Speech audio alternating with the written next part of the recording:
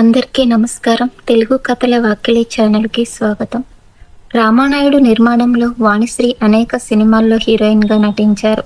Venkatesh hero అయ్యాక బొబ్బిల్ రాజనాథ్ అత్త పాత్ర ఆమె నటించారు. అలాగే ఆమె వెంకటేష్తోనూ రామానాయుడుతోనూ చాలా సన్నిహితంగా ఉండేవారు. అయితే వాణిశ్రీకి ఒక సందర్భంలో ఆస్తి విషయంలో తీవ్రమైన సమస్య ఏర్పడిందట. రామానాయుడికి అప్పట్లో రాజకీయంగా మంచి పలుకుబడి ఉంది. సమస్య పరిష్కరిస్తారని ఆయన దగ్గరకు వెళ్ళిందట. కానీ ఆయన ఒక్కసారిగా మారిపోయారు అనిపించిందట. వెళ్ళి సురేష్ని అడుగు అని రామానాయుడు గారు సరిగ్గా సమాధానం చెప్పలేదట వాణిశ్రీకి. ఇలా ఎలా మారిపోతారు మనుషులు అని వాణిశ్రీ ఆశ్చర్యపోయిందట. అయితే తన సమస్య తెలుసుకుని సాయం చేసిన వ్యక్తి కృష్ణంరాజు గారు అని వాణిశ్రీ తెలిపారు. అప్పుడు ఆయన కేంద్ర మంత్రిగా ఉన్నారు. తన జీవితంలో అతి గొప్ప సాయం చేసిన వ్యక్తి ఎవరంటే అది కృష్ణంరాజు గారే అని వాణిశ్రీ గారు గుర్తు చేసుకునేవారు. వాణిశ్రీ కృష్ణంరాజు కలిసి అనేక సినిమాల్లో నటించారు. కృష్ణంరాజు కెరీర్లోని క్లాసిక్గా నిలిచిపోయిన సినిమా భక్త కన్నప్పలో వాణిశ్రీ కూడా నటించారు. అదేవిధంగా కృష్ణవేణి, జీవన తరంగాలు వంటి సూపర్ హిట్ సినిమాల్లో కృష్ణంరాజు వాణిశ్రీ కాంబినేషన్ సరిగ్గా కుదిరింది. రాజు కూడా వాణిశ్రీపై అప్పట్లో ప్రశంసలు కురిపించారు. తనకి ఇష్టమైన నటీమణులలో వాణిశ్రీ కూడా ఒకరు అని తెలిపారు.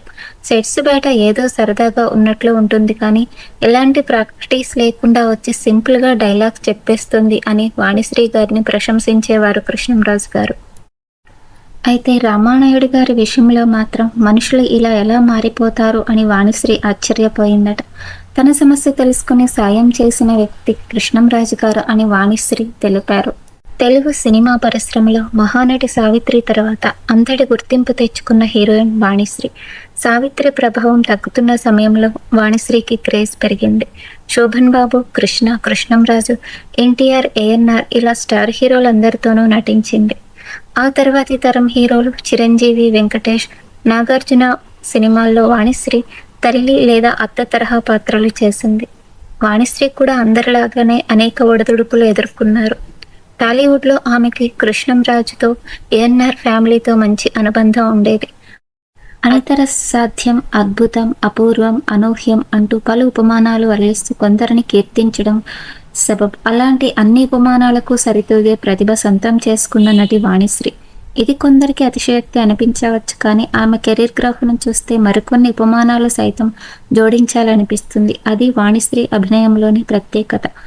ఈ వీడియో మీకు నచ్చినట్లయితే, మీలో ఎవరైనా వాణిశ్రీ అభిమానులు ఉన్నట్లయితే ప్లీజ్ లైక్ చేయండి, షేర్ చేయండి, సబ్స్క్రైబ్ చేయండి. Thank you for watching.